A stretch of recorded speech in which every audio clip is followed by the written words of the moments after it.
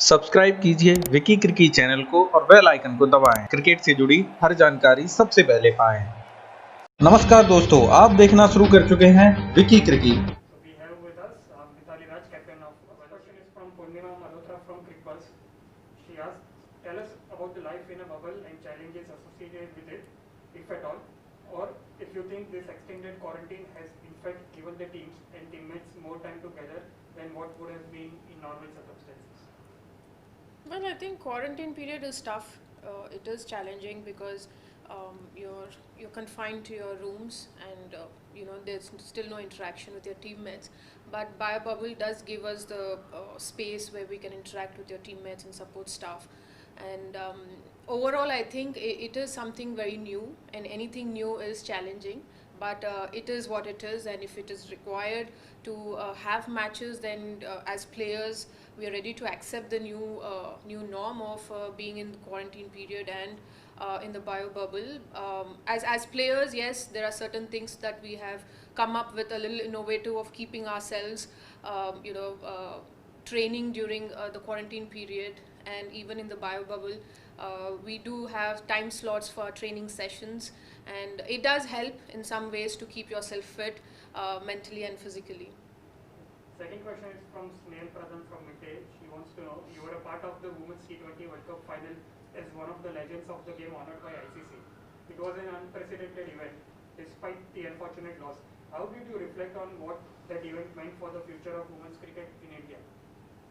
Well, it was nice to watch the Indian team playing the finals in the MCG, a full packed stadium. And yes, a little disappointed that we couldn't get through the final hurdle. But again, in this format for a long period, we thought that as Indian players, Indian team, we were not good enough. But we've broken that barrier since 2016-17, even the 2018 World Cup. The team has been doing well, and it is good to see the team played the finals in the T20 World Cup, the recently concluded. And it has done a lot of good for women's cricket in India because any World Cup, when we qualify for the finals, the platform is huge. A lot of people follow the World Cup final. It's a platform where every team, every player would want to be part of so that they can promote the sport globally. And I think that the Indian team right now is a serious contender in any format. Third question, Iman Pran from Cricinfo. Last time we saw Shafali Verma making an instant impact and then going to play for India. Any young player this time around people should watch out for? Well, I think of course Shefali is talented, and if we talk about her talent, we can go on and on about it. But we do have a couple of young talents in our side. Manali, she's a fast bowler, and we have Anaga, a left arm spinner, young under 19 player in our squad. So I think this platform gives them an exposure to interact with the overseas players, to see the national players, how they set themselves before playing a tournament, how they prepare themselves. Overall, the sort of professional approach that a professional athlete gets to the platform is what these young girls can learn through this women's GOT20 Women's Challenge. Ananya Upendran from Women's Cricket Zone. She says you will be playing back-to-back games within a space of 24 hours. So, any concerns regarding that? And what have you said to the team to make sure they are mentally prepared to counter that challenge? But I think if you give it more space in your mind, I think it weighs you down. You just take one game at a time, one day at a time. Yes, it is going to be a bit of a challenge because the recovery time is less. The next day it's a 2 p.m. game. But again, it's important that we get these games going so that we have some game time for the players for the coming series. And all I can say is that we are here to play our best cricket, best standard of cricket, and also part of enjoying the platform, because it's a privileged tournament. Everybody would want to be part of this tournament. So as players, as a team, we are looking forward to these matches. Two more questions. You will be returning to cricket after a long gap.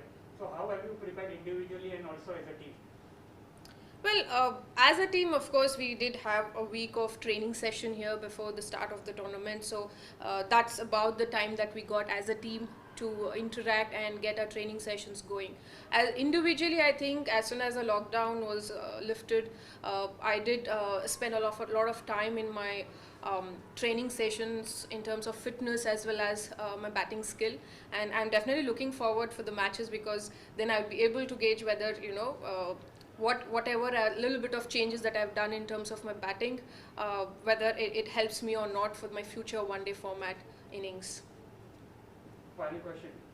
What are your thoughts on the conditions in Sharjah? What are the points you picked up from the men's IPL games there? Well, I think as the knockout stages start, but they did have during the league, I think the start of the IPL was quite big, getting 200 odd runs in Sharjah Stadium, and coming to see where the total is coming around 120, 130, so that definitely reflects that the wicket is slowing down, and there is a lot of dew factor. The last game which I saw about RCB and SRH, they did speak about the dew factor and how it is difficult for the bowlers to grip.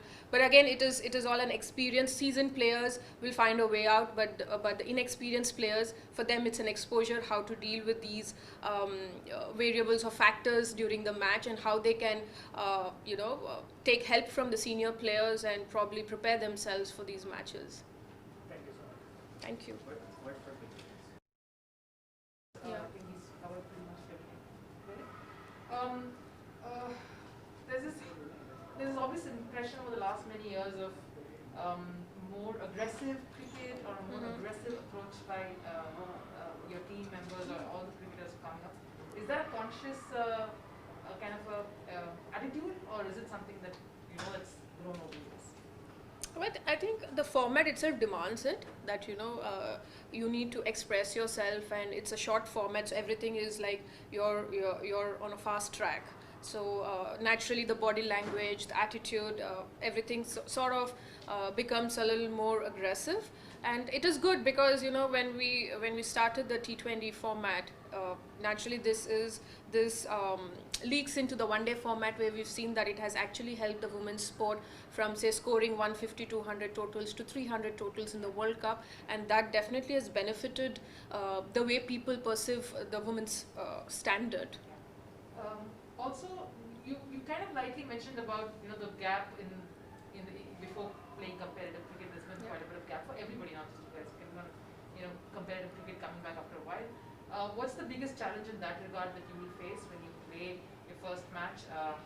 What's the thing that describe that thing to us? What is it, the one thing that you're going to be? Well, actually, I'm quite curious because usually what happens is we come from a season or at least few games under our belt, sort of